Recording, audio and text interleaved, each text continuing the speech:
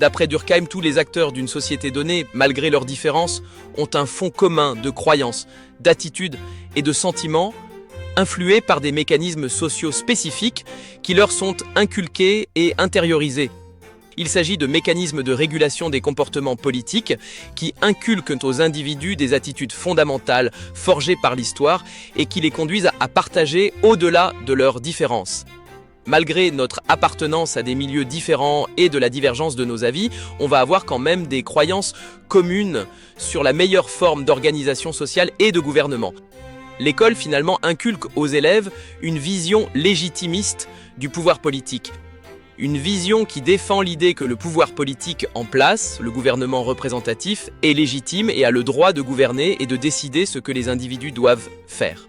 Le chercheur franco-canadien Francis Dupuy-Derry a réalisé une recherche sur les révoltes des jeunes à l'école qui se révoltent contre soit l'institution scolaire, soit plus largement le fonctionnement de la société.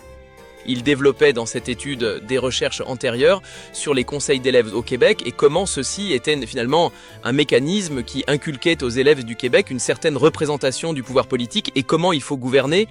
Ce politologue montrait qu'il y avait déjà peu d'apprentissage pour la contestation, que ce n'était quasiment que le système électif qui était enseigné à travers l'élection de représentants.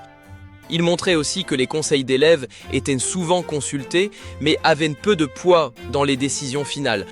Sa réflexion critique considérait qu'il y avait vraiment un biais légitimiste qui visait à légitimer le gouvernement représentatif au Québec dans la manière dont on inculquait la compétence politique dans les écoles.